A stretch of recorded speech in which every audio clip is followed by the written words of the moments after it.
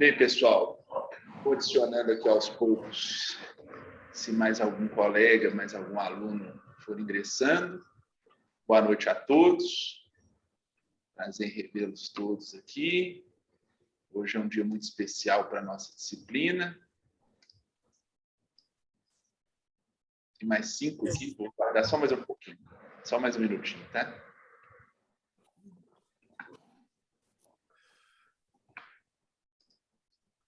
Professor, posso pedir licença? Eu queria pedir a gentileza que todo mundo abrisse as câmeras para a gente fazer um print screen da tela antes de começar. E aí, pessoal?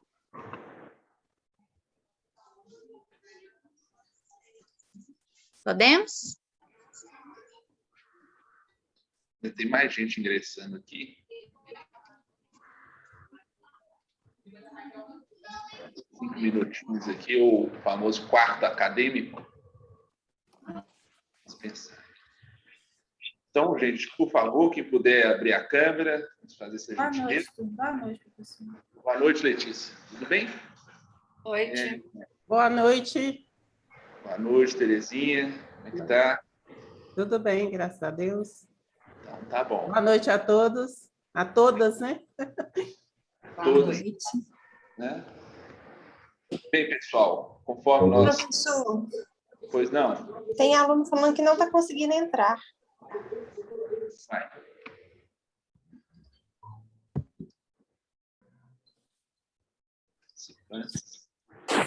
Era o Igor? Já adicionei ele aqui. Bruna também. Eu vou ficar atento, tá? Se mais alguém, porque já são 19h05, senão nós vamos... É o Zé Vitor e o Misael. Eles não estão aqui no lobby ainda, não. Mas à medida que for aparecendo, diga a eles que eu vou avisar eles no grupo, então, que pode ser que eles estejam no link errado. Tá. Eu vou mandar no grupo aqui agora o link novamente, para não ter erro, tá? Tá. Mas, por tantos que entraram nesse link, acho que... Postei lá no grupo. Bem, pessoal, vamos lá, então, que são 19h06 já. Boa noite a todos. Vamos iniciar uma aula muito especial no nosso curso de Direito Financeiro, na graduação em Direito da Faculdade de Direito de Contagem. Nós temos aqui a presença da eminente procuradora do Ministério Público de Contas, aqui do Estado de Minas Gerais, doutora Cristina Mello, a quem cumprimento nessa ocasião, suas assessoras, ambas Lucianas, ou é uma coincidência, um equívoco de minha parte? Não, Luciene e Luciana. Luciene e Luciana. Sejam ambas muito bem-vindas ao nosso curso de graduação aqui de Contagem. Doutora Cristina, o curso de graduação de Contagem tem se destacado no âmbito do exame de ordem, no âmbito do exame da OAB, como a 5ª faculdade da região metropolitana, dentre as faculdades com maior índice de aprovação. Aqui nós temos primado por uma metodologia que aproxime os alunos do trabalho, daquele momento pós o curso de Direito. E essa oportunidade vai ser, sem dúvida, muito singular na vida de cada um de nós, poder ouvi-la a propósito da estrutura organizacional e das funções do Ministério Público de Contas. Eu apresento a senhora aos nossos alunos neste momento. Doutora Cristina é graduada em Direito pela Universidade Federal de Minas Gerais, é mestre em Direito Administrativo pela mesma faculdade, orientada por ninguém mais, ninguém menos que o eminente professor Florivaldo Dutra de Araújo, um professor por quem eu tenho uma particular admiração muito grande, porque também fui seu aluno. Foi procuradora do Estado de Minas Gerais, ingressou nesta carreira pública da Procuradoria do Estado de Minas Gerais um ano após graduar-se em Direito, no ano de 2005, e desde 2011 é procuradora do Ministério Público de Contas do Estado de Minas Gerais. Então, sem mais delongas, agradecendo a todos pela presença aqui nesta aula, eu passo a palavra à eminente doutora Cristina, agradecendo-a muito pela honra que está nos dando de estar aqui conosco. Muito obrigado. A senhora tem a palavra. Bem, boa noite a todos. Inicialmente, quero cumprimentar o professor Reinaldo Belli por nos receber aqui hoje. Na verdade, esse projeto é um projeto da Procuradoria-Geral, que se chama Conhecendo o MPC. E esse projeto visa fortalecer o controle social e difundir o conhecimento a respeito da estrutura do Ministério Público de Contas, que ainda é pouco conhecido, né, da sociedade, mesmo a sociedade jurídica em geral, assim como é o Tribunal de Contas. Então, agradeço muitíssimo, professor, a oportunidade de falar aqui hoje, ainda que brevemente, sobre essa instituição a qual eu pertenço e a qual estou há quase 10 anos. Né? Então, eu vou compartilhar com vocês uma apresentação, e aí vocês me digam se estão vendo. Está abrindo, sim. Tá certo? Então, Tudo certo, doutora Cristina. então, certo. Vamos começar, professor, falando um pouquinho do sistema de controle interno e externo, né? Porque muito me alegra de estarmos numa disciplina de direito financeiro, porque eu, particularmente, não tive, na minha época de graduação, eu não tive essa disciplina de direito financeiro, e eu soube que, recentemente, o MEC emitiu uma ordem para inseri-la, né, inserir a disciplina como disciplina obrigatória nos cursos de direito. Então, imagino que a difusão do direito financeiro será uma maneira muito melhor agora, né? Não como na minha época, que eu tive 2 primeiras matérias de direito tributário 2, foram intituladas Direito Financeiro, 2 aulas. As 2 primeiras aulas de Direito Tributário 2 foi o que eu vi de Direito Financeiro. Né? E aí, posteriormente, anos depois, me debrucei sobre o tema, né, para estudar para o concurso público, né, do Ministério Público de Contas, que exigia essa matéria, foram várias questões a respeito, e aí, depois, na prática, que, né, eu fui aprendendo realmente. Então, já muito me alegra de estarmos aqui nesse ambiente com estudantes que sairão da faculdade já preparados para enfrentar essa matéria.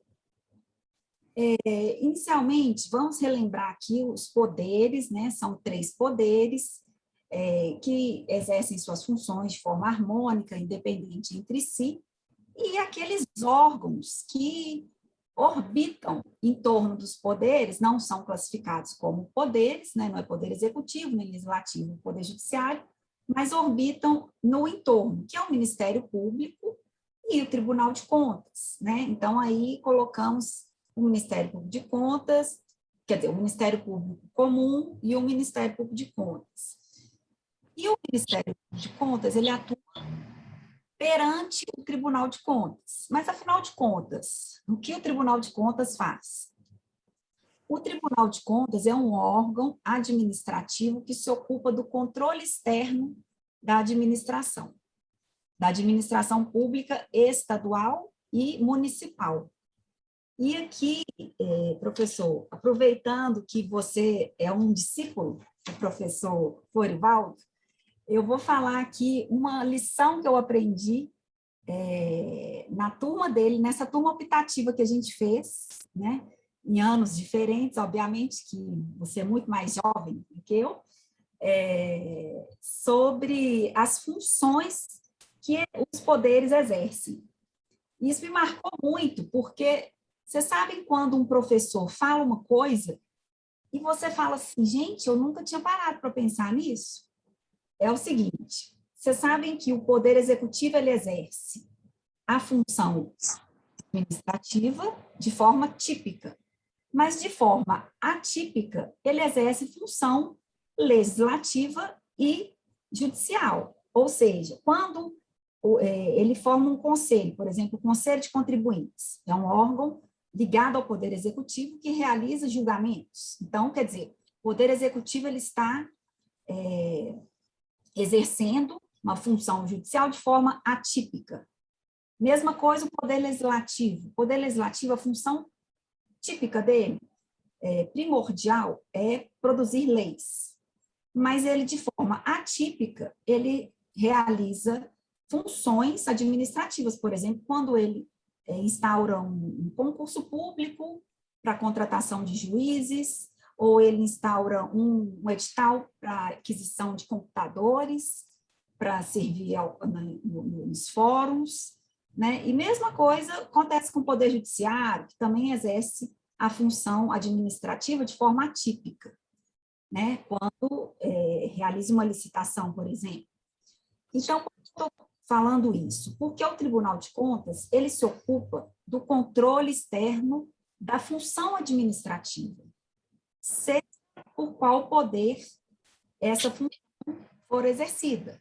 Então, se o Poder Judiciário lança um edital para aquisição de cadeiras, mesas, ele está exercendo sua função administrativa de forma atípica. E aí, por isso, ele vai se submeter ao Tribunal de Contas, porque o Tribunal de Contas ele exerce esse controle de tudo que envolve realização de despesa e arrecadação de receitas. Então, a partir do momento que o Poder Judiciário realiza uma despesa, né, ele vai comprar móveis, ele se submete, né, a esse controle do edital, licitação. O Tribunal de Contas pode controlar a regularidade desse procedimento licitatório, enfim. Isso que eu queria deixar de recado para vocês nesse primeiro slide, que o Tribunal de Contas exerce o controle externo da função administrativa, seja por parte de qual poder for realizada essa função administrativa. Obviamente que quando o Poder Judiciário exerce sua função típica, que é o poder de julgar, ele não se submete ao Tribunal de Contas, né? Estamos aqui a falar de controle externo da função administrativa. E aí, dito isso, queria falar para vocês o que é, né? Eu já falei o que é o Tribunal de Contas e o que é o Ministério Público de Contas. O Ministério Público de Contas é uma instituição essencial ao Estado Democrático de Direito, e está prevista lá no artigo 130 da Constituição, que ela está dentro da seção do Ministério Público, né? E por meio da atuação dos seus membros, exerce o controle externo da administração pública, principalmente perante o Tribunal de Contas. Então, a nossa competência, e quando eu falo nossa, eu e meus colegas procuradores, é exercer perante o Tribunal de Contas. Nós não temos competências para atuar perante o Poder Judiciário, né? Nós exercemos nossas funções perante o Tribunal de Contas. E aí, o que o 130 fala? Ele fala assim: aos membros do Ministério Público, junto aos tribunais de contas, aplicam-se as disposições dessa seção pertinente a direitos, vedações e formas de investidura, né? Por isso que nós, do Ministério Público de Contas, entendemos que nós somos um ramo especializado do Ministério Público Comum, né? Um ramo que se ocupa basicamente do direito financeiro, do direito administrativo, do direito constitucional, e, diferentemente, do Ministério Público Comum, que atua perante o Poder Judiciário. Eu imagino que muitos de vocês já tiveram contato, né, com o Ministério Público Comum, alguns podem ter feito estágio ou fazem estágio lá.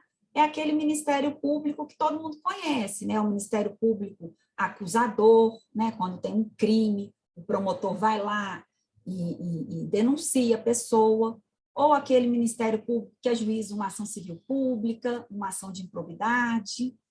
Esse é o Ministério Público Comum, né? Que a gente chama de Ministério Público Estadual.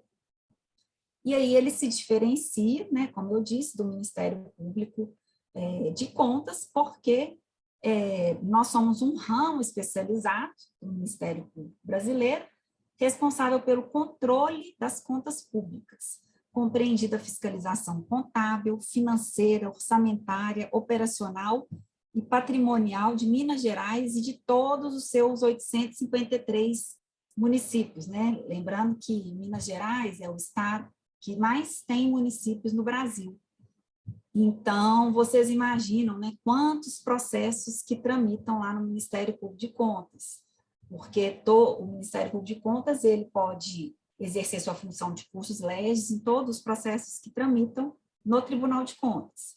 Então, considerando essa variedade de municípios, 853, com prefeitura, câmara, órgãos da administração indireta, né, autarquias, fundações, enfim, é muita coisa.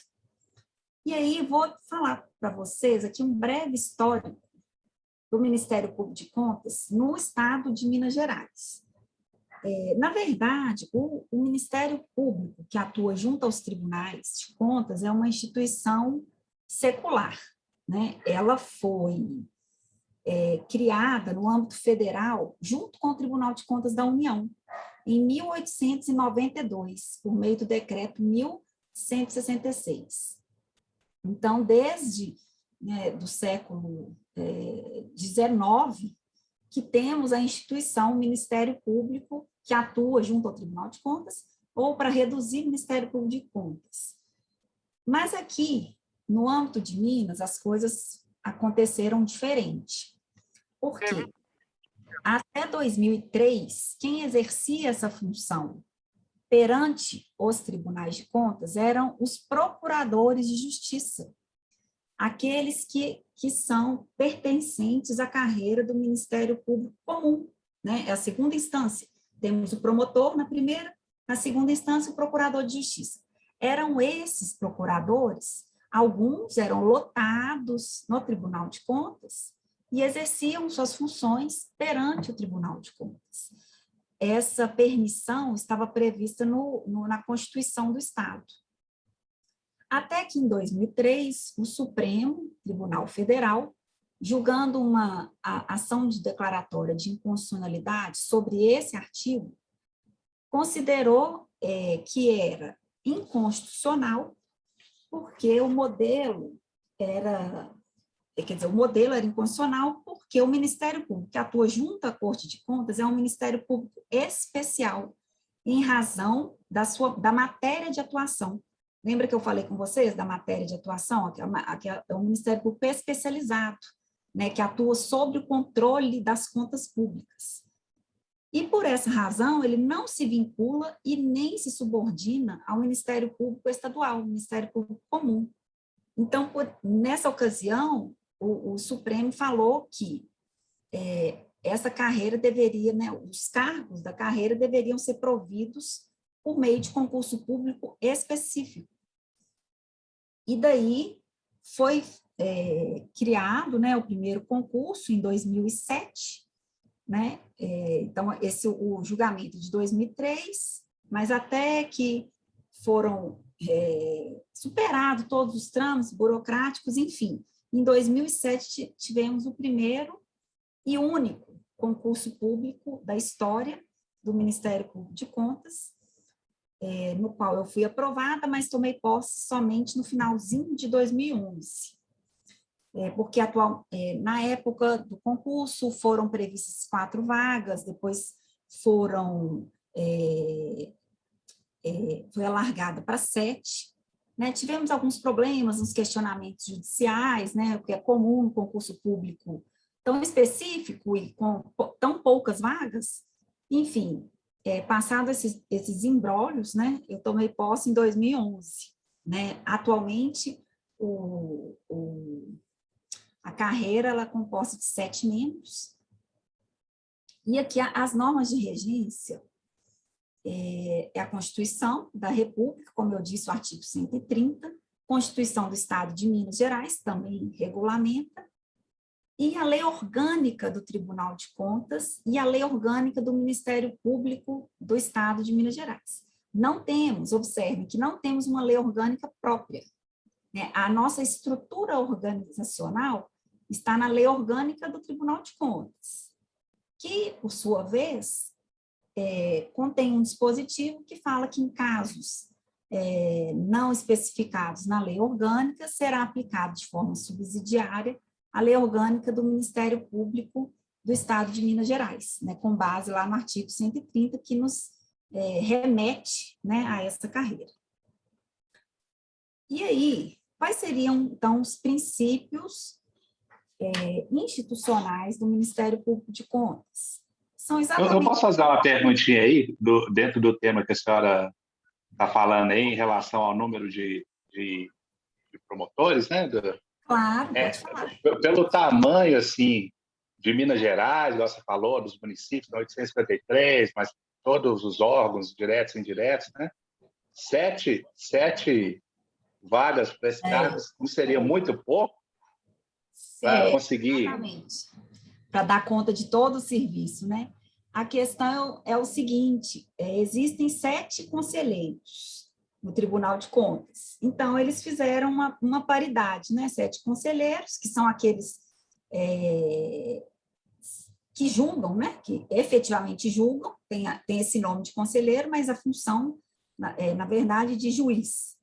E aí fizeram um paralelo para o Ministério Público de Contas com 7. Mas esse número não é um número uniforme em todo o Brasil. Existem estados que têm 10 procuradores, o estado do Amazonas, o estado de São Paulo acho que tem 9, enfim, varia muito, porque essa questão é regulamentada na Constituição de cada estado, né? Mas, de fato, o volume de serviço é bem grande, porque são, né, como eu disse, Minas tem o maior número de municípios do país, né? Mas, infelizmente, não segue essa proporção, né, número de procuradores com relação ao número de municípios. Claro, não, obrigado. Tá bom. E aí, os princípios institucionais, como eu estava falando, são exatamente os mesmos aplicáveis ao Ministério Público comum, né? O Ministério Público de Contas, ele é uno, porque os procuradores integram um só órgão, sob a direção de um só chefe, né? No caso, a Procuradora-Geral, que se chama ELC, é a chefe da instituição, né? E essa unidade, ela existe só dentro de cada ramo, digamos assim, né? Então, o MPF, por exemplo, ele é uno, o MPC, ele é uno, o MPE, ele é uno, porque eles integram, os procuradores de cada ramo integram um só. Diz também que um dos princípios é a indivisibilidade, que significa que os membros não se vinculam aos processos nos quais atuam, podendo ser substituídos uns pelos outros.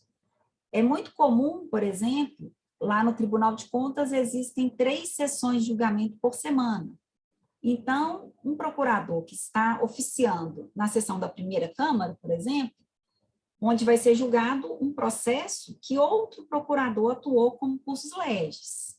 Mas ele, na qualidade de procurador, de representante ali do Ministério Público de Contas, naquela sessão, ele pode fazer uso da palavra e né, fazer requerimentos, fazer uma sustentação oral com relação àquele caso que o outro colega atuou. E também temos, por fim, a independência funcional, que cada procurador, no exercício de suas funções, tem que ter autonomia, né? Ninguém chega para mim, né, nem a procuradora-geral ou nenhum conselheiro, para falar como que eu tenho que me posicionar naquele processo específico, né? Eu tenho liberdade de atuação, eu tenho liberdade de decidir se aquele caso que houve um julgamento desfavorável, eu tenho liberdade de decidir se eu vou recorrer ou não, né? Porque são questões estratégicas, às vezes, para que eu vou recorrer se existe um precedente uniforme do pleno, né? Que eu já sei que é um recurso natimorto, né? Então, né, os procuradores do Ministério Público de Contas, eles têm essa independência funcional. E isso não se confunde, né, a independência funcional com independência financeira orçamentária. Quer dizer, o Ministério Público, de Contas, os membros têm independência funcional, mas o órgão, ele não tem autonomia financeira orçamentária. O que significa isso? O Ministério Público de Contas, ele está inserido dentro da estrutura do Tribunal de Contas. Então, é o Tribunal de Contas que paga o meu salário, é o Tribunal de Contas que paga o salário da minha assessora, é o Tribunal de Contas que paga o computador, que comprou o computador que eu trabalho. Então, o Ministério Público de Contas, ele não tem orçamento próprio, como o Ministério Público Comum, né? Ele não ordena despesa, ele não inicia licitações, ele é completamente dependente financeiro, orçamentariamente, do Tribunal de Contas, né? Até essa é uma questão delicada, e eu, como membro da diretoria da Associação Nacional dos Procuradores de Contas, vemos isso como um entrave ao exercício das nossas funções, porque até que aqui em Minas não temos muitos questionamentos, mas existem estados em que os tribunais de contas, não querendo que o Ministério Público se fortaleça para exercer adequadamente as suas funções, os tolhe na medida em que não fornece material de trabalho, não fornece o espaço adequado, não fornece assessores, tudo para tolher, né, para deixar o Ministério Público de Contas bem pequenininho, para ele não atrapalhar, digamos assim, né, e ficar tudo como dantes, né, como se diz. Então, uma das nossas bandeiras da associação é a autonomia financeira orçamentária, porque entendemos que, assim como o Ministério Público Comum, né, tem o seu orçamento e decide ali, né, da melhor maneira possível como alocar, né, os seus recursos internamente, assim como nós também precisaríamos dessa independência. Aí, como eu disse, nós somos 7, né, todos aprovados, né, pelo concurso público que foi realizado em 2007, né, e a estrutura do MPC, ela é bastante simples.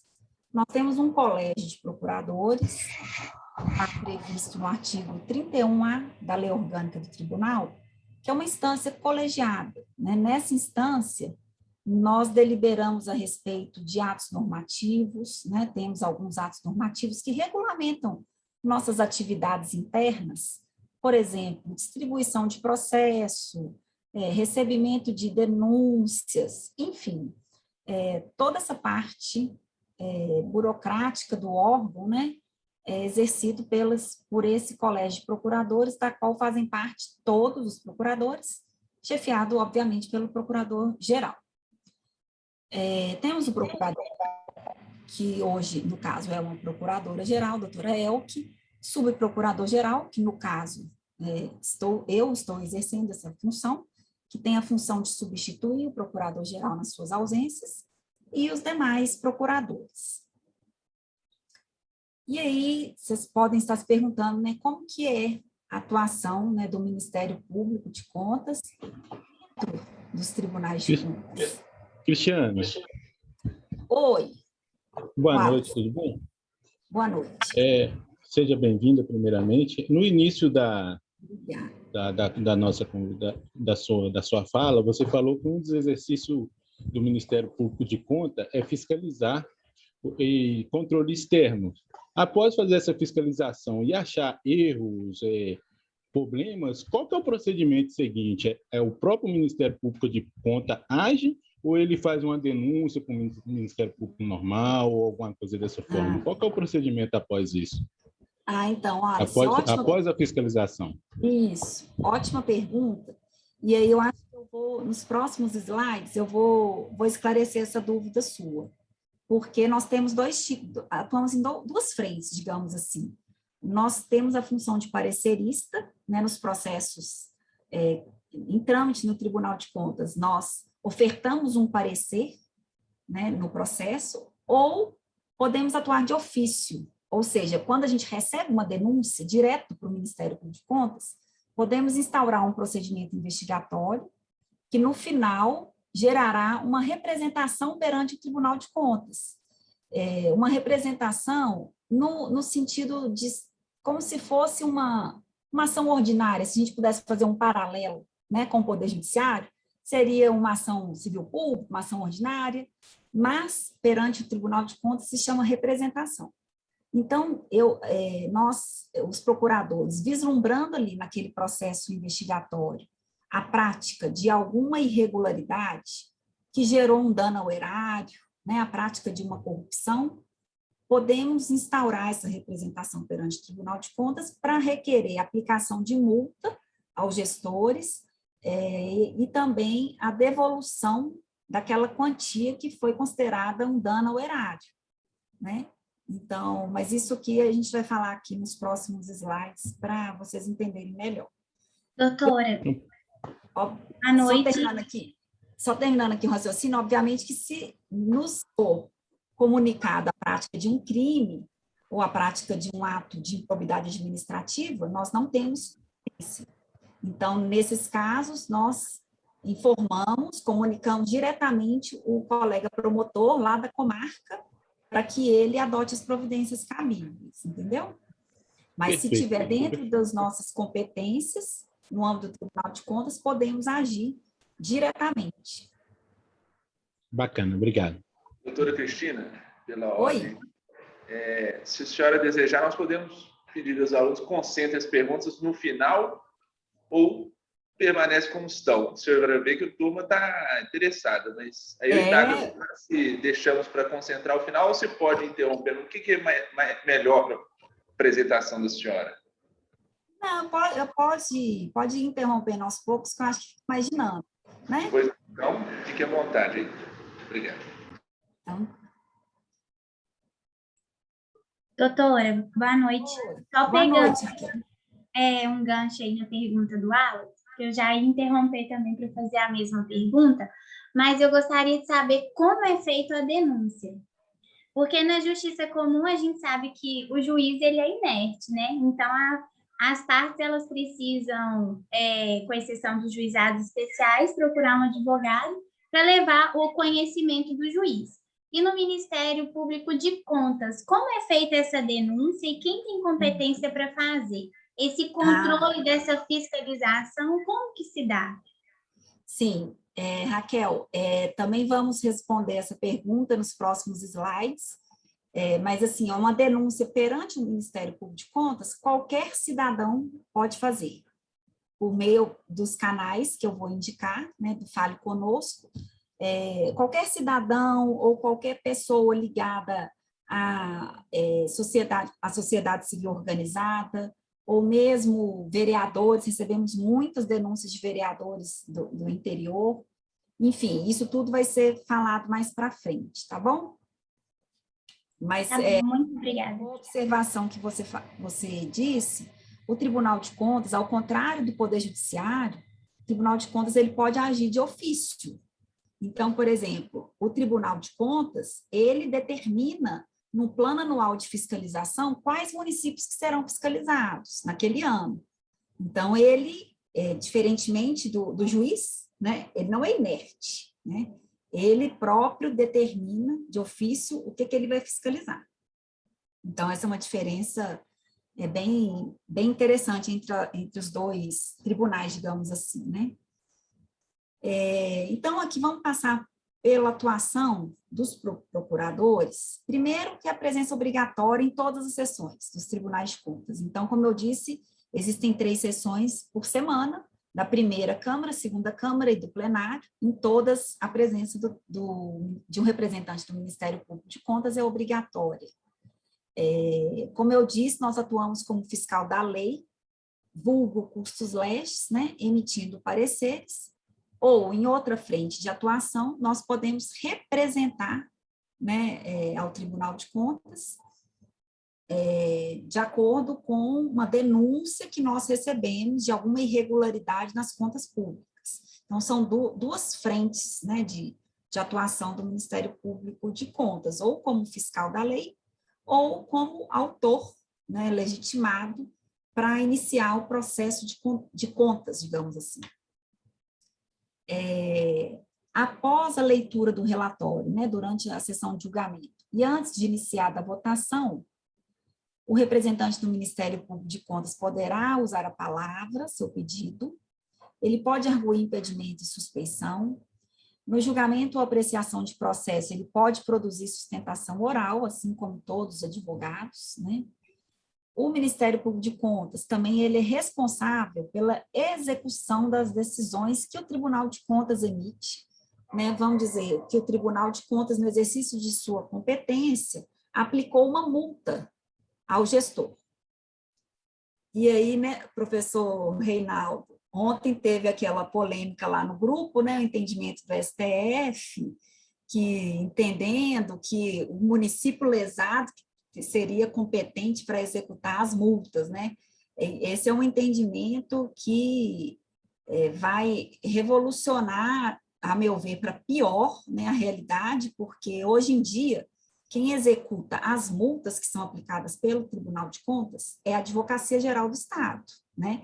Porque se entende que, como o Tribunal de Contas é um órgão estadual, então as multas, elas são executadas por outro órgão responsável pela Advocacia do Estado, que é a AGE, porque esse valor tem que retornar para um fundo, existe até um fundo do Tribunal de Contas que recebe essas multas, né? E essas multas, elas são reinvestidas, digamos assim, em modernização do sistema, né, de controle, enfim. É uma decisão do Supremo que foi dada ontem, que nós temos que ver como é que ela vai se desenrolar aí ao longo do tempo, né? Mas, enfim.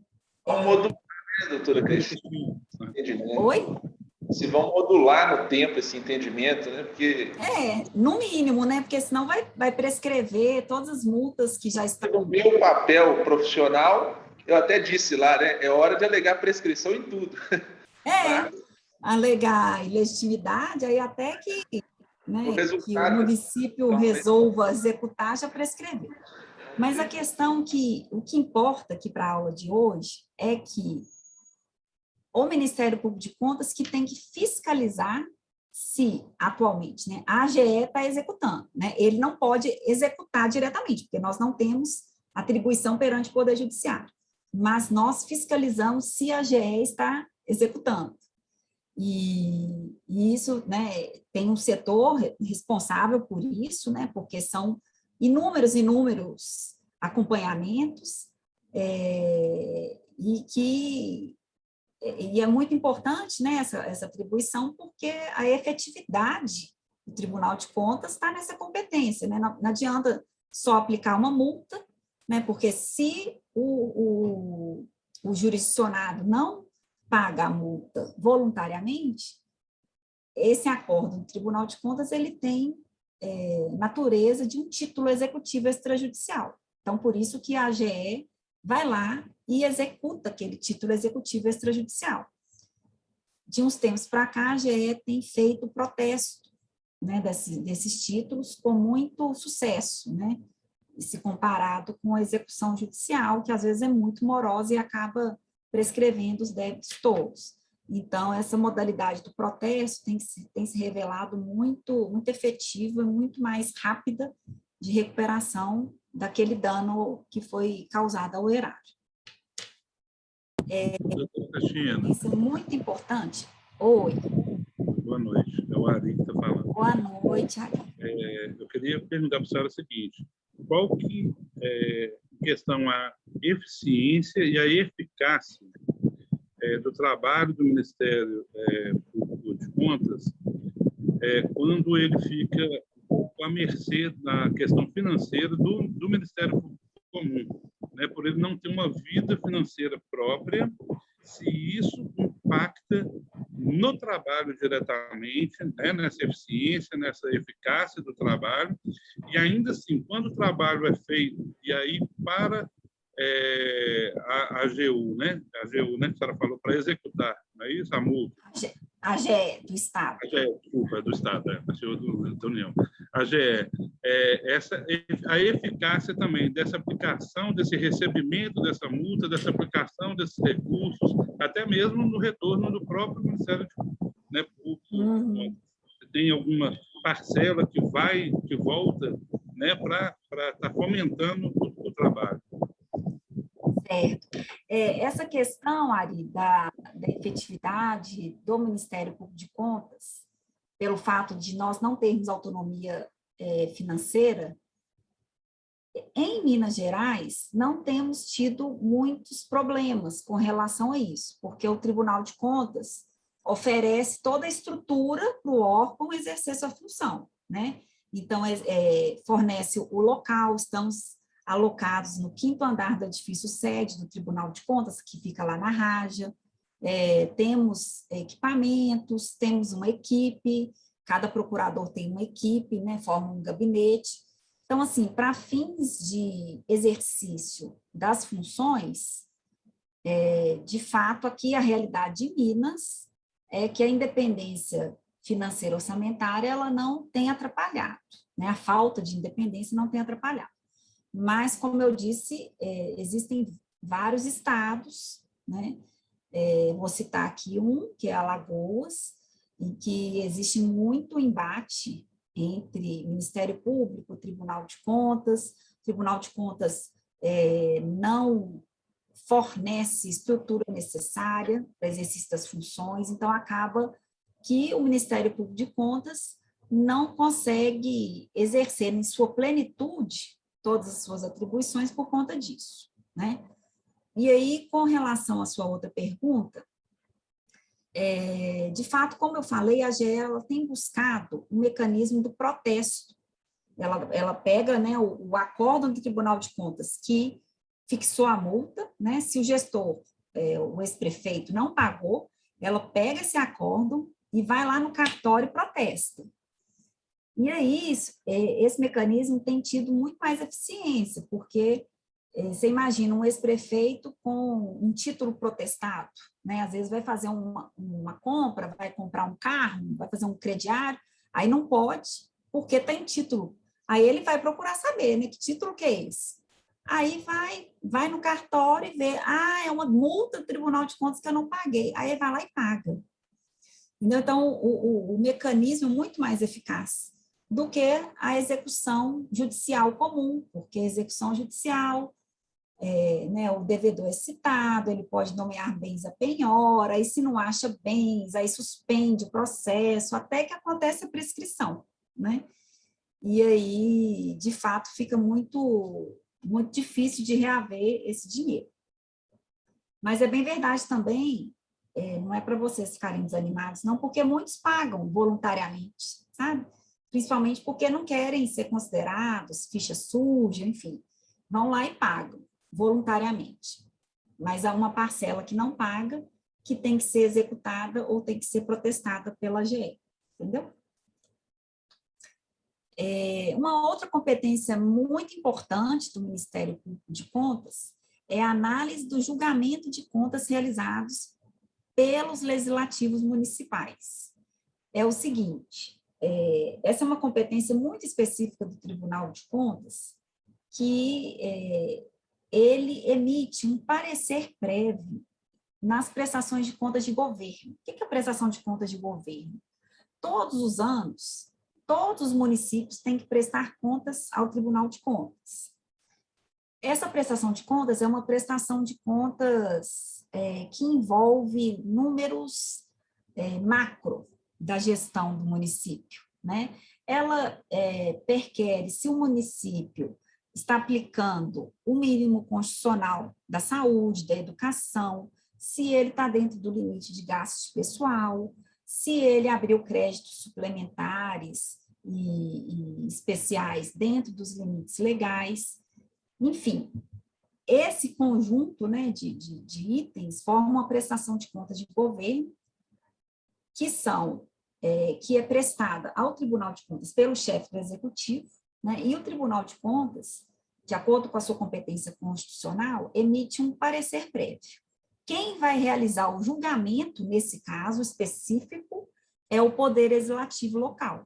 Então, é a Câmara Municipal lá de Manga que vai julgar a prestação de contas do chefe do Executivo de Manga. Né? O Tribunal de Contas, ele contribui para esse julgamento, emitindo um parecer prévio, de caráter técnico, né? Mas o julgamento é político. Então, o prefeito de Manga, ele vai ter suas contas julgadas pela Câmara Municipal. E aí, como que acontece isso, né? Depois que o Tribunal de Contas emite seu parecer, acabou a competência do Tribunal de Contas, o processo é remetido para o Ministério Público de Contas, e aí sim o Ministério Público que vai fiscalizar esse julgamento das câmaras municipais. Vai ver se houve defesa, se houve contraditório, se a decisão, se houve motivação, se foi respeitado o quórum, porque segundo a Constituição, para derrubar o parecer prévio do Tribunal de Contas, é preciso 2/3 dos membros da Câmara Municipal. Então, imaginando, uma Câmara com 9 vereadores, é preciso de 6, no mínimo, para derrubar um parecer. Se o Tribunal de Contas emitir um parecer pela rejeição, a Câmara, para derrubar esse parecer pela rejeição e aprovar as contas, né, vamos dizer que o prefeito tem a maioria na Câmara, mas para derrubar o parecer, ele precisa de 6, no mínimo, 6 votos no mínimo para derrubar. Então, o Ministério Público que faz essa fiscalização, vê se o julgamento foi legal, né, se respeitou esse quórum, se o prefeito ele foi dada a oportunidade para ele de se defender, enfim. Esse é um volume muito grande, porque vocês imaginam, todos os anos tem 853 prestações de contas, né, que geram pareceres prévios, que geram julgamentos, e depois geram essa fiscalização pelo Ministério Público de Contas, né. Ao Ministério Público de Contas também compete a instauração de procedimentos investigatórios, e aí, respondendo a pergunta, acho que foi do Wallace, né, aqui é uma competência super importante, nossa, entendemos que é a alma do Ministério Público de Contas, porque quando nós recebemos denúncias, né, nós podemos instaurar procedimentos investigatórios e, ao final, se constatada a irregularidade, se constatarmos que, né, um determinado gestor cometeu um ato ilegal, que causou dano ao erário, que, né, um ato antieconômico, podemos acionar o Tribunal de Contas, né, iniciar um processo dentro do Tribunal de Contas para requerer a aplicação das sanções legais e também o ressarcimento do dano ao erário. O Ministério Público de Contas também pode firmar termos de ajustação de conduta com os gestores, né? Por exemplo, no bojo de um procedimento investigatório, ele identifica ali uma conduta ilegal, ele pode propor ao gestor, né, um termo de ajustamento de conduta, de modo que, dali para frente, aquele ato seja corrigido, né, e fique dentro da legalidade, né. Temos também vários termos de cooperação técnica por exemplo, temos um termo de cooperação técnica com o Ministério Público Estadual, de modo que nos auxiliamos entre si nas investigações. Por exemplo, um promotor, uma cidadezinha pequenininha, que não tem muitos recursos, né? O promotor tem um assessor só ali, tem que dar conta de várias cidades, né, que não são comarcas. Às vezes ele pede ajuda nossa para analisar uma licitação, né, que tem indício, né, de algum dano ao erário, e assim, reciprocamente, né, nós também podemos solicitar a ajuda do promotor de justiça com relação aos processos que tramitam, né, no âmbito do Ministério Público de Contas. E aí, respondendo uma outra pergunta também, acho que foi da Raquel, né? Como denunciar, né, no Ministério Público de Contas? A resolução do Ministério Público de Contas, número 14, de 2019, ela regulamenta os procedimentos de investigação e o recebimento e tratamento das informações a ele remetidas, relativas à ocorrência em tese de irregularidades no âmbito da administração pública estadual ou municipal. Todas essas denúncias, elas são autuadas no Ministério Público de Contas como notícia de irregularidade, né? Mas, afinal de contas, né, o que é uma notícia de irregularidade? É alguma comunicação sobre eventual irregularidade que alguém identificou, né, no âmbito da administração pública estadual ou federal. Mentira, estadual ou municipal. Né? E uma vez admitida a notícia de irregularidade, o procurador de contas ele pode instaurar um procedimento preparatório ou instaurar um inquérito civil, ou ele pode oferecer diretamente a representação no Tribunal de Contas, né? Vamos imaginar que uma notícia de irregularidade já recheada de provas, sobre os fatos, né? Sobre os responsáveis, já aconteceu comigo, é raro, mas já aconteceu de eu oferecer uma representação direta no Tribunal de Contas decorrente de uma notícia de irregularidade. Ou também ele pode comunicar ao órgão competente a ocorrência de irregularidade, né, naqueles casos que eu comentei com vocês, quando é noticiado a prática de um crime, a prática de um ato de improbidade para o Ministério Público de Contas, né, e né, sendo que, como nós sabemos, nós não temos atuação perante o judiciário, de modo que remetemos aquela notícia de irregularidade ao promotor competente lá da comarca. Então, o que é, né, um procedimento? Falei com você sobre o procedimento preparatório e inquérito civil.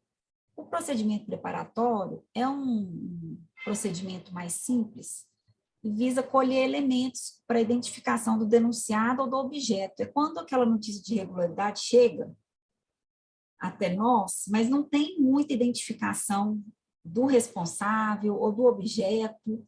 Então, a gente tem que instaurar algum procedimento para recolher informações para poder dar continuidade, né? E o inquérito civil é um procedimento, a duração dele é maior, a duração do procedimento preparatório é 90 dias apenas, pode ser prorrogado por uma vez, né? E o inquérito civil já é um procedimento mais robusto, a validade dele é de 1 ano, mas pode ser prorrogado quantas vezes forem necessárias para a conclusão da investigação, né? E o objetivo dele é apurar fato que possa autorizar a atuação do Ministério Público de Contas na tutela dos direitos e interesses concernentes à fiscalização contábil, financeira, orçamentária, operacional e patrimonial. Então, o inquérito civil ele serve como uma preparação, né, a base para o exercício das atribuições do procurador, né, quando ele vai representar perante o Tribunal de Contas. Ele precisa de recolher todas as provas, né, para apresentar uma representação robusta perante o Tribunal de Contas e, com isso, conseguir mais chances de sucesso, né? E aí, eu queria comentar com vocês a respeito de uma polêmica, que é o seguinte: apesar de ser bastante razoável e plausível que nós, sendo um ramo do Ministério Público de Contas e tendo a competência de representar perante o Tribunal de Contas, né, apesar de ser razoável que nós temos que instaurar procedimentos investigatórios, muitas vezes, né, não raras vezes, o prefeito ou o gestor vai ao judiciário para reclamar da nossa competência, dizendo que nós não temos competência para instaurar procedimento investigatório, que nós temos que pedir para o presidente do Tribunal de Contas para que ele requisite aquela informação. É um pensamento, né, é uma tese, né, de defesa desses gestores, mas que a jurisprudência tem rechaçado, né, por mais que ela volte recorrentemente, né, à cena jurídica, sempre o judiciário tem nos garantido, né, essa competência de instaurar os nossos próprios procedimentos. Porque se podemos representar perante o Tribunal de Contas, como que iríamos recolher as provas necessárias para fazer uma representação adequada, né? Então, queria comentar aqui a respeito de um precedente importante para a carreira, recente, do STJ, o recurso em mandado de segurança 51.841. E aí foi destacado o seguinte: é assegurada aos membros do Ministério Público, junto ao Tribunal de Contas, a prerrogativa de requerer informações diretamente aos jurisdicionados do respectivo tribunal, sem subordinação ao presidente da corte. Então, é esse tipo de jurisprudência que tanto o STJ quanto o STF nos garantem, né? Parece que é uma coisa sem importância, mas para a gente, nós entendemos que a alma da nossa instituição está aqui. Se a gente não pode fazer requisição, a gente não pode instaurar nada, vamos ficar à mercê do Tribunal de Contas, apenas emitindo pareceres, né? É uma atribuição bastante nobre, mas que não condiz, né, com a instituição, o Ministério Público, afinal de contas, né? Então, nós temos que ter esse tipo de competência. Fica até difícil fazer um parecer sem provas, né, professor? Sim, quando a gente está fazendo um parecer, a gente tem um processo lá do Tribunal de Contas, né? E nesse processo tem as provas. Eu falo assim, quando a gente atua de ofício, entendeu? Quando a gente provoca um processo que o tribunal desconheceria, né, se não fosse o Ministério de Contas, como que eu vou representar sem provas, né? Apenas no disse que disse. Eu tenho que apresentar provas, né? Se eu quero ter sucesso naquela representação, eu tenho que apresentar provas. E como que eu vou ter provas? Eu tenho que fazer requisições diretamente, né, ao gestor, porque às vezes, pra vocês terem uma ideia, né, existe a lei de acesso à informação, que todos os sites das entidades municipais têm que conter todas as informações disponíveis. Mas são muitos os casos em que a gente abre o site do município e não tem sequer o edital de licitação para a gente analisar a legalidade dele. Então, a gente tem que requisitar a todo momento vários tipos de documentos, nota de empenho, de liquidação, para formar nossa convicção e fazer a representação perante o Tribunal de Contas. E aí, queria falar com vocês aqui, só para a gente exemplificar, né, a atuação. Uma das primeiras representações, primeiras notícias de irregularidade que eu recebi quando eu tomei posse, era o seguinte: um vereador de um município bem pequenininho, comunicando que o prefeito emitiu um cheque de R$30 mil, foi lá um cheque do município, foi lá na boca do caixa, sacou e embolsou o dinheiro, colocou o dinheiro no bolso e foi embora. E essa notícia chegou até mim, e a gente sabe que no interior as coisas acontecem assim mesmo, né? Um fica sabendo, às vezes o município, um conhece o outro, aí ficou sabendo, aí conhece o gerente do banco, enfim, não sei como que esse vereador soube disso. Então, o que eu fiz? Instaurei o procedimento investigatório, requisitei ao banco a cópia do cheque, né?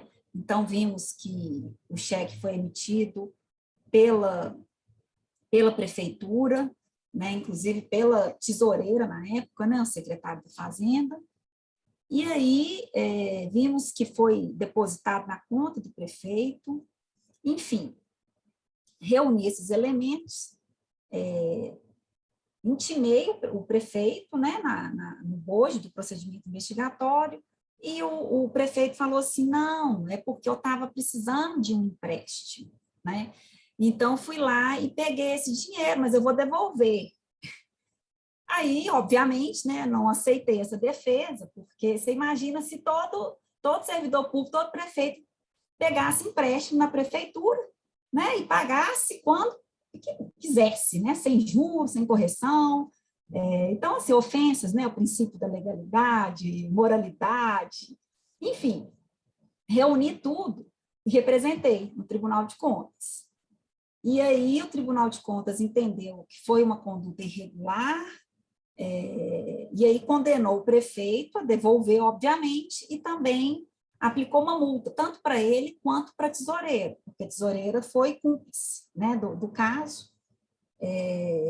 Enfim, esse caso eu gosto de falar porque é um caso meio folclórico, né, porque é uma corrupção muito rasteira, né? Nunca mais eu tive um caso assim tão evidente de corrupção, mas como foi um dos meus primeiros casos, me marcou.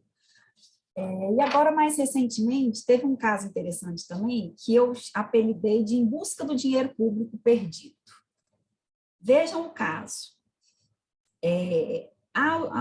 O setor de auditorias do tribunal, fazendo fiscalização a respeito do recebimento de uns recursos do Fundef pelo município de Confins. O Fundef é um fundo contábil de recursos vinculados à educação.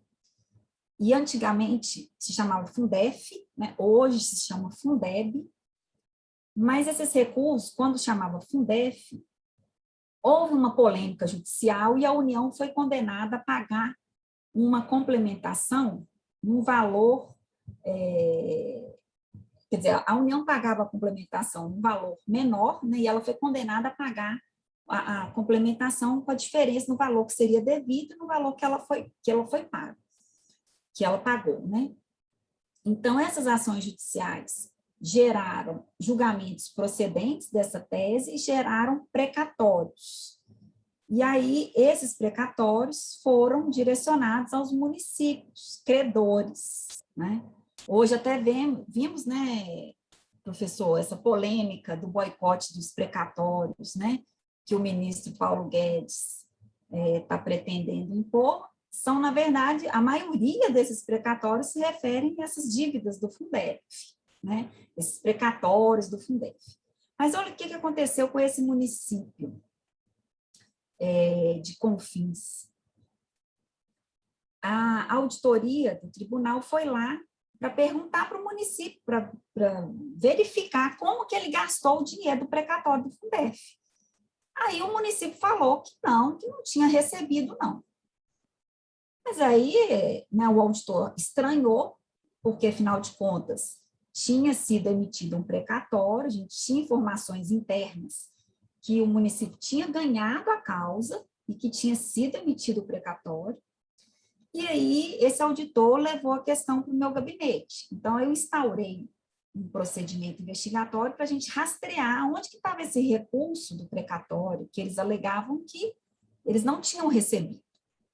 O que aconteceu foi o seguinte: a ação ordinária, que foi ajuizada há muitos anos atrás, com essa tese, foi feita por 2 advogados de fora de Minas que foram contratados por inexigibilidade. E esses advogados, eles tocaram a causa até o final. Depois que foi emitido o precatório, foram emitidos 2 precatórios, o precatório do valor principal e o precatório com os honorários de sucumbência. Aí, o que esses advogados fizeram? Foram lá, pegaram os honorários de sucumbência e sumiram no mundo.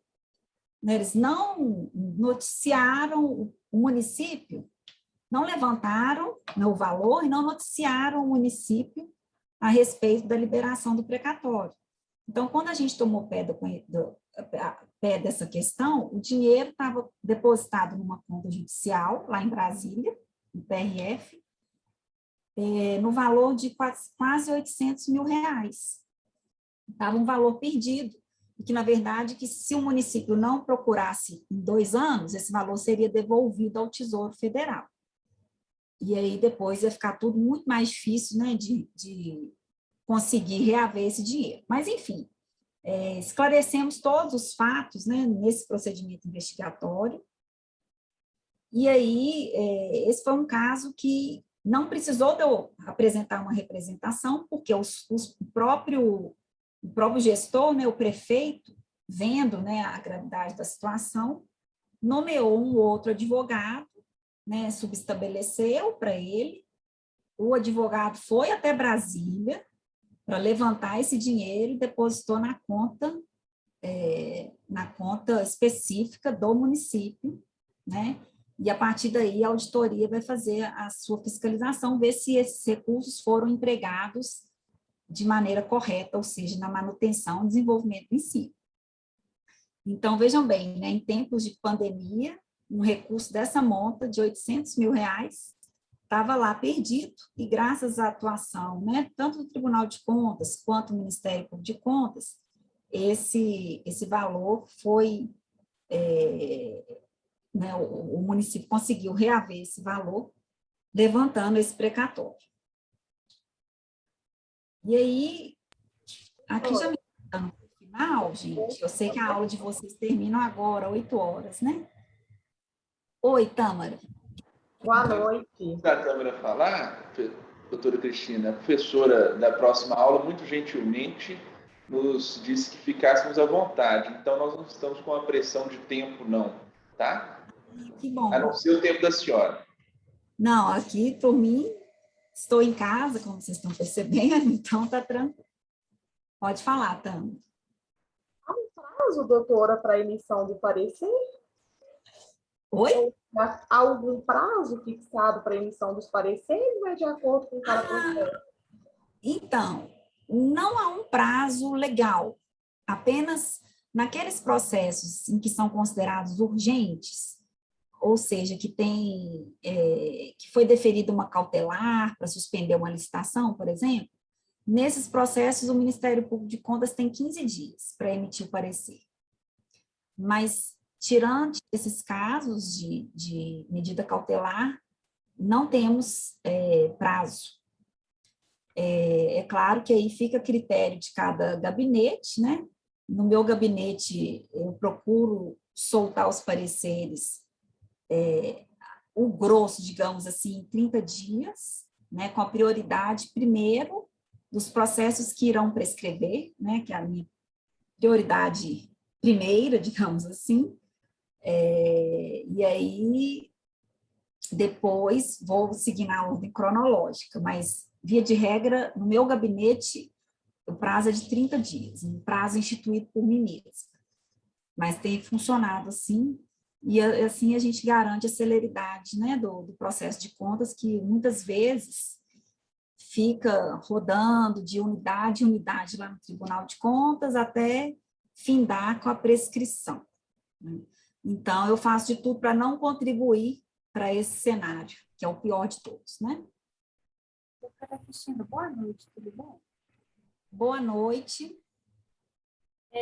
Deixa eu te perguntar, nesse sistema que nós estamos vivendo, né, da pandemia, aumentou bastante a denúncia? Do jeito que é o que nós estamos vivendo, né? O poder já está lotado de processo e tudo, e eu acredito que tem aumentado mais, né?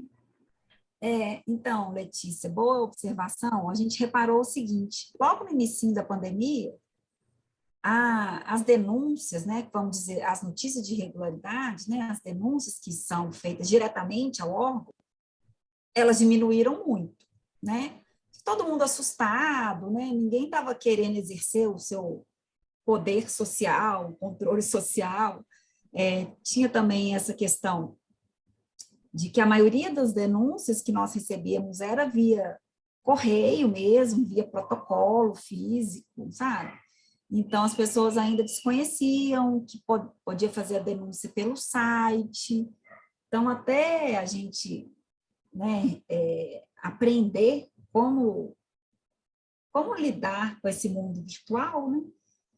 Então, demorou um tempo, mas agora já posso falar que está normal. Assim, já recebemos um fluxo normal de denúncias e trabalhamos, né, de forma online, e a produtividade até do Ministério Público de Contas, como todo, até do Tribunal de Contas, eu diria que até aumentou com o trabalho online. Ô, doutora, aproveitando a pergunta da Letícia, Obrigada. independente em questão de denúncia nessa pandemia, a gente vê que, devido ao estado de calamidade, as prefeituras podem fazer licitações, adiantar sem licitações, aliás. De ofício, os processos de ofício, as fiscalizações de ofício feita por vocês aumentaram? Vocês então, obviamente que nós não somos dependentes de uma denúncia, né? De uma notícia de irregularidade. Nós mesmos podemos instaurar procedimentos investigatórios para analisar aquela contratação feita por um município que não fez licitação, né, com base na legislação da pandemia, se a gente identificar alguma irregularidade assim, nesse sentido. Durante essa pandemia, recebi algumas denúncias a respeito de nas licitações de contratação de insumos, médicos, aparelhos respiradores, enfim, mas abria o procedimento investigatório, mas essas não se sustentaram, sabe? Mesmo porque as dificuldades, sabemos que as dificuldades foram de todas as ordens, né, do gestor. Então, nós não atuamos de uma maneira irresponsável, né, responsabilizando os gestores à torta direito, porque sabemos do ineditismo da situação de pandemia, né, situação que sequer era possível estabelecer um preço estimado para uma máscara, por exemplo. Né? Lá no auge da pandemia no ano passado, uma máscara chegou a custar muito mais do que custa hoje, do que custava antigamente, né? Isso também para aparelhos respiradores, álcool em gel, aventais, tudo ficou muito mais caro. E, ao mesmo tempo, o gestor, o prefeito, ele precisava daquele produto naquela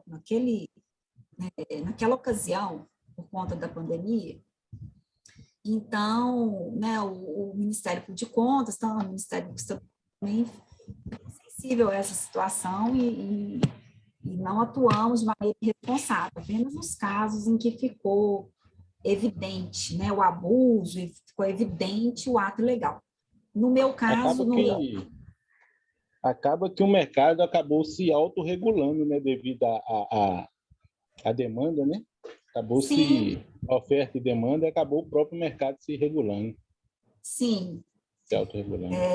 Hoje, acredito que os preços já devem estar mais estáveis, né, mais parecidos com o que era antes.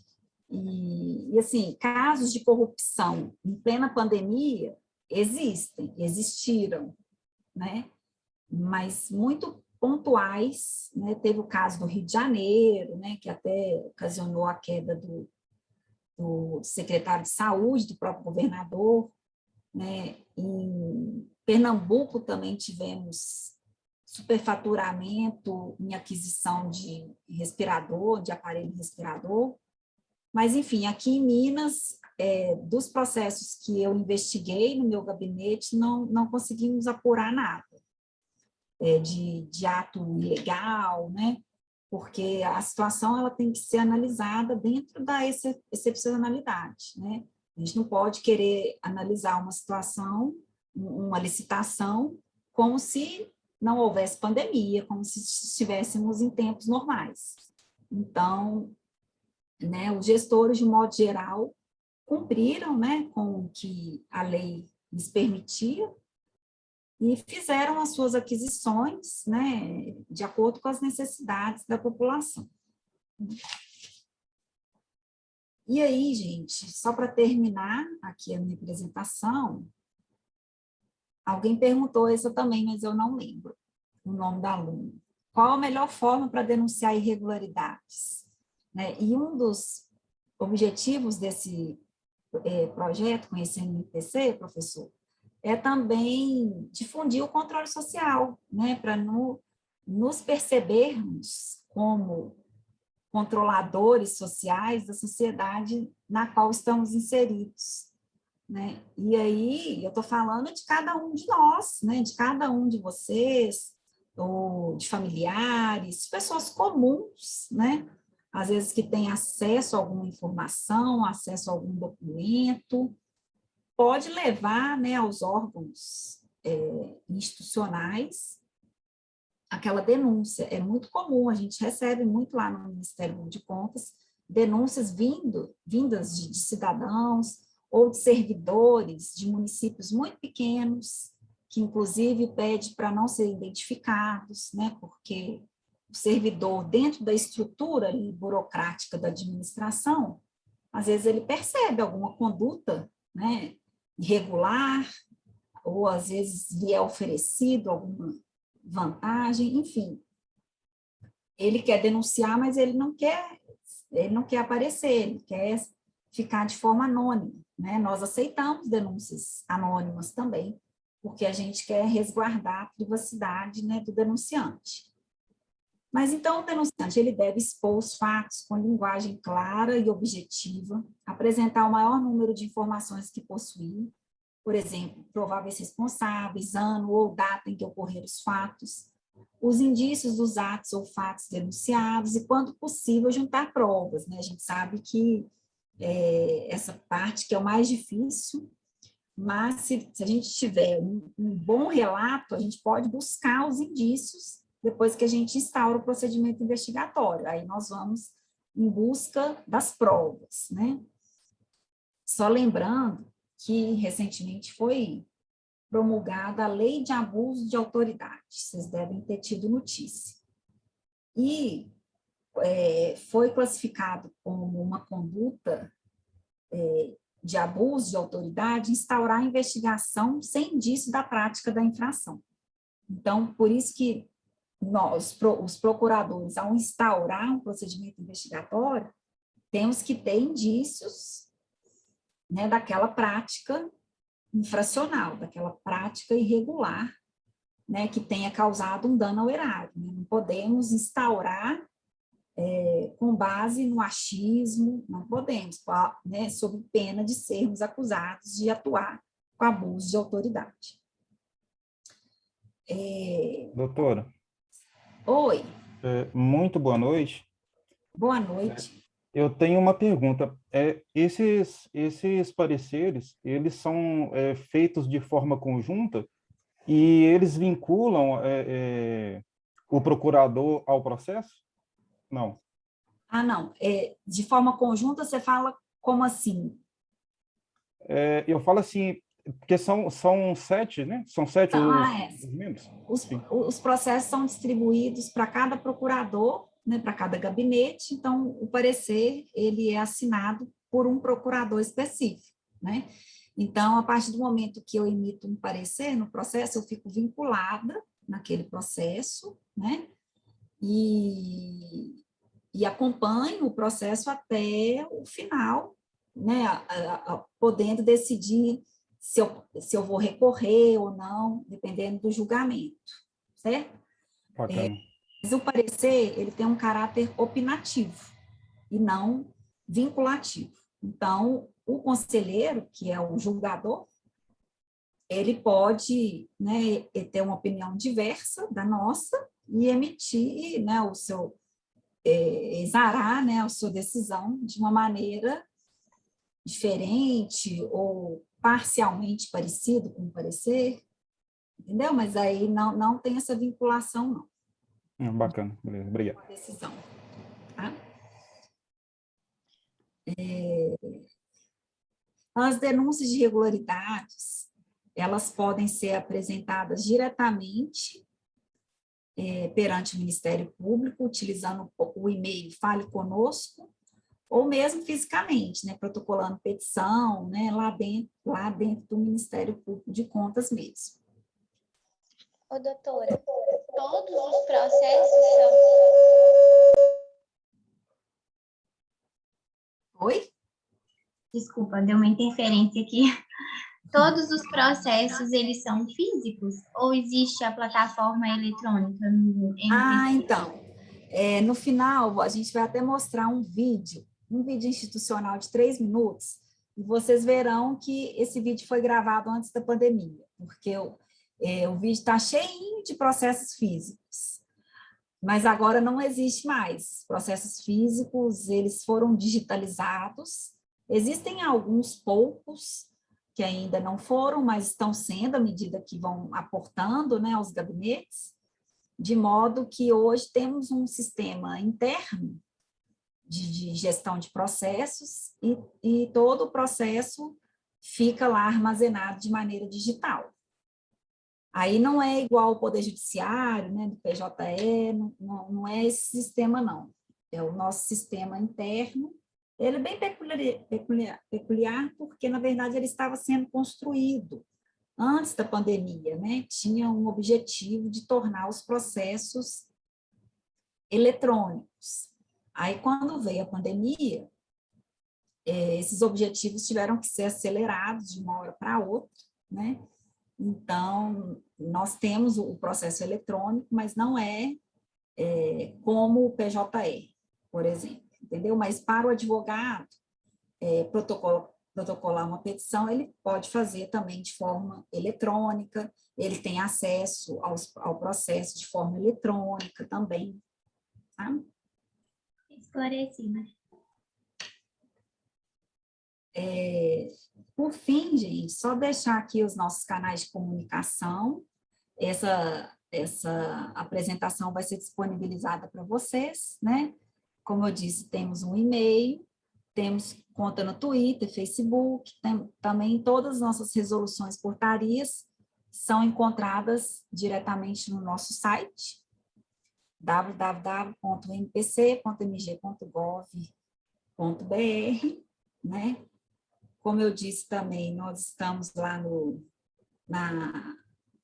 na Rage da Balha, né? No mesmo prédio do Tribunal de Contas, no edifício sede, ocupamos um andar inteiro. E aí, em conclusão, gente, eu queria falar que o Ministério Público de Contas, ele é uma instituição jovem, né, tem apenas 13 anos, né, eu falo jovem enquanto o Ministério Público de Contas com a formatação atual, né, o Ministério Público que atua junto ao Tribunal de Contas é uma instituição secular, né, mas com concurso público específico, de acordo com o entendimento do Supremo, né, ele é uma instituição jovem, de 13 anos, né, mas tem crescido sobremaneira em importância dentro do sistema de controle externo e para o fortalecimento do Estado Democrático de Direito, principalmente com essas decisões judiciais que eu comentei com vocês, que nos garantem o poder requisitório, né, o poder de instaurar os procedimentos investigatórios diretamente e não ficar submetidos, né, à presidência, né, do Tribunal de Contas. E com essas palavras, professor, eu agradeço, né? Doutora, só uma última... Doutora, desculpa interromper de novo aí.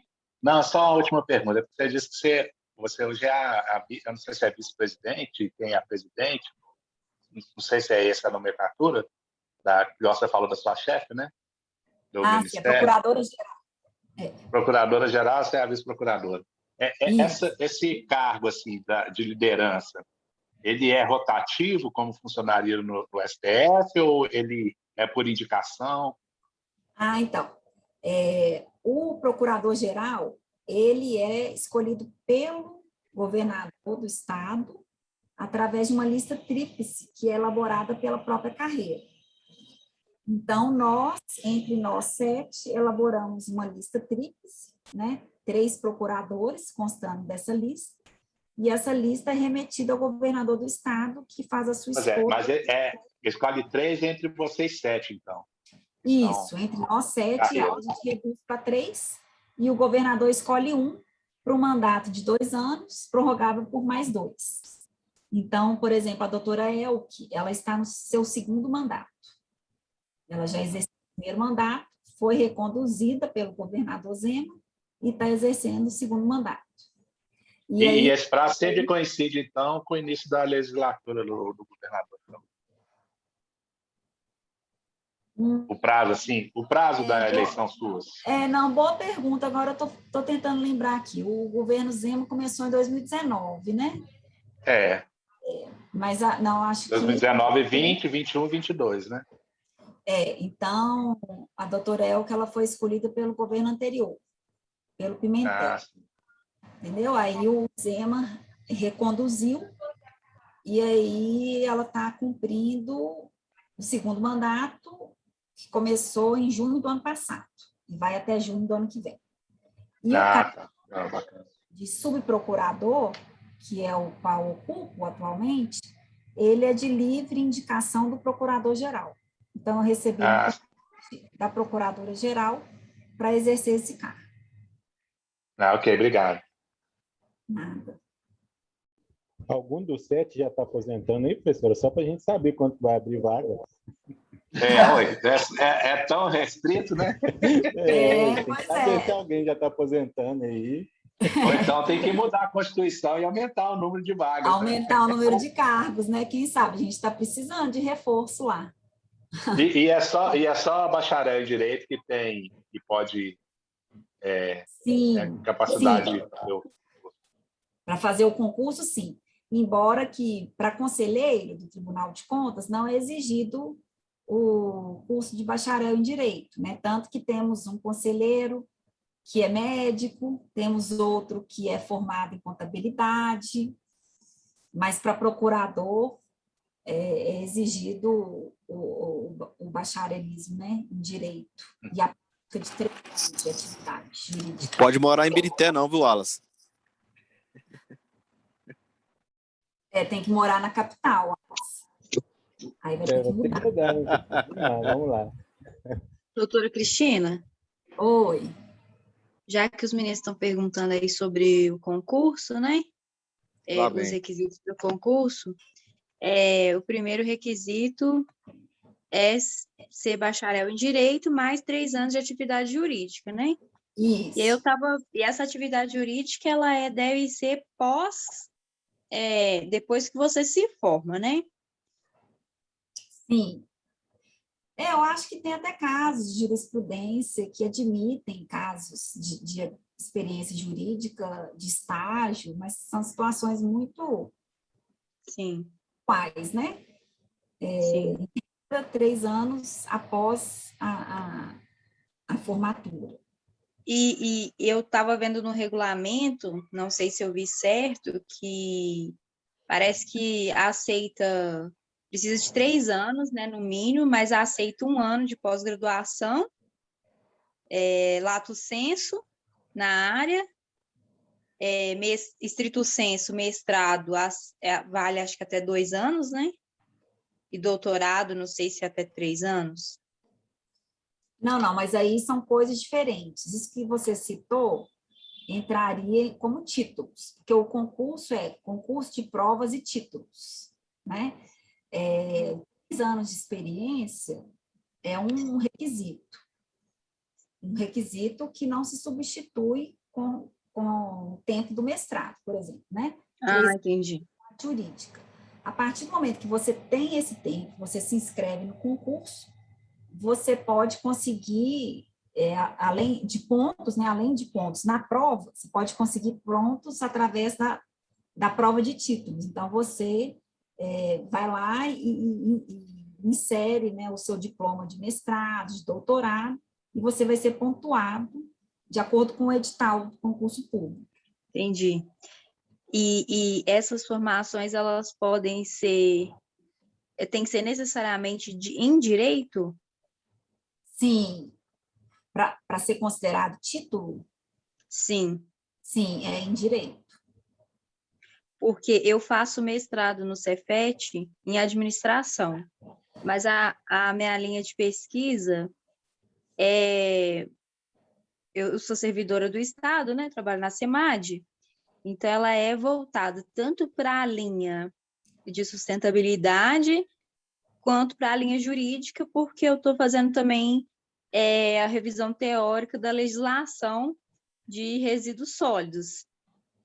né? Então, assim, não teria como analisar esse viés igual, por exemplo, quando vai analisar o título para impacto remuneratório no Estado, não necessariamente precisa de ter o viés específico, né? Se tiver algo relacionado, impacta na remuneração. Não é dessa forma que é feito. Aí a gente tem que ver como que o edital daquele concurso público regulamenta essa questão dos títulos, né? A princípio, os títulos devem se referir a pós-graduação, mestrado, doutorado em direito. Mas aí isso tem que ser regulamentado pelo edital de concurso público, entendeu? Sim, e a atividade jurídica também vai estar escrito no edital. Do que se considera, né, atividade jurídica. Sim. Que você comprova, né, os 3 anos de atividade jurídica. Geralmente através de peças, né, se a pessoa tiver inscrição na OAB, ou de pareceres, né, se ela atuar na consultoria, enfim, isso tudo tem que ser regulamentado no edital de concurso público, né, que tem aquela famosa frase, eu acho que é do Eli Lopes Meireles, que fala que o edital é a lei entre as partes. Então, é a lei, né, o edital é a lei que regulamenta aquelas relações jurídicas entre o candidato, né, a concurso público e a administração pública. Então, isso tem que ser verificado no edital. Sim, e da pós-graduação, por exemplo, eu já tenho uma pós-graduação em Direito Administrativo, coincidentemente. Aí teria que ver o que vai falar no edital, né? Se é no mínimo, porque eles exigem, às vezes, também informação, no mínimo com 5 anos de término, ou porque eu fiz antes de terminar o curso de Direito, por causa da minha primeira graduação. Sim, aí tem que ver como que o edital regulamenta essa questão. Agora, eu verifico que nós estamos saindo da aula do Ministério Público de Contas para ingressar na aula de Direito Administrativo. A pessoa que é mestre em Direito Administrativo está... Estou achando que está tendo uma fuga do direito financeiro, professor. Está todo mundo mais interessado no administrativo. É verdade. Todo mundo se tornar funcionário público, né? Concurso público. Concurso público.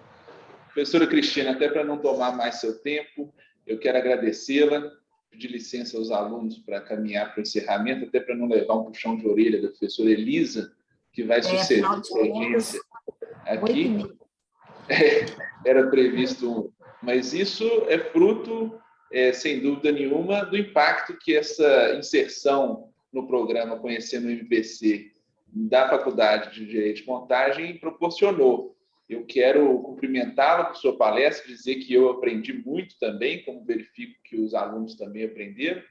Me chocou a informação que eu não conhecia e quero advertir os alunos que a informação interessante para a prova, crítica, a respeito da autonomia orçamentária do Ministério Público de Contas, sua vinculação ao Tribunal de Contas, que é órgão auxiliar do Poder Legislativo. Que coisa curiosa! Nós estávamos estudando poder financeiro horizontal, ontem era aula de processo legislativo orçamentário. Eu ia fazer essa pergunta, mas a senhora respondeu de ofício, vamos assim dizer, e é algo que me chocou, embora a experiência prática no Estado de Minas Gerais seja positiva, graças a Deus, né? Assim a senhora relata.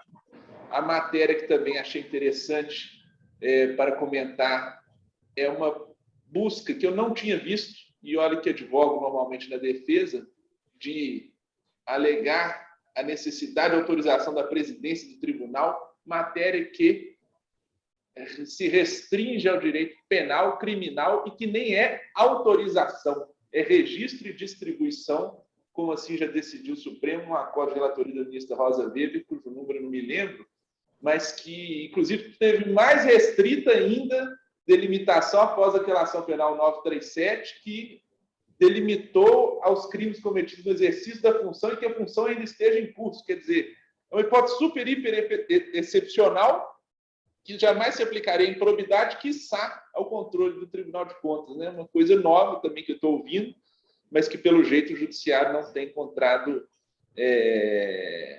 No Judiciário não tem encontrado guarida, felizmente, né?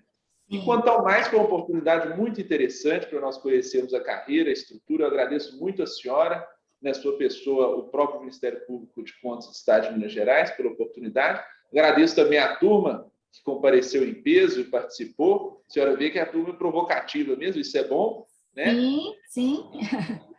E com essas considerações de agradecimento, deixo de novo a palavra à senhora, já para uma despedida final e encerrarmos nossa aula com muita alegria e gratidão por sua presença. Muito obrigado. Muito obrigada, professor. Que bom, né, que eu pude trazer um pouco do conhecimento a respeito da nossa instituição. Espero não ter te dado ideia a respeito de tese de defesa, né? Eu sei que absolutamente, doutora Cristina.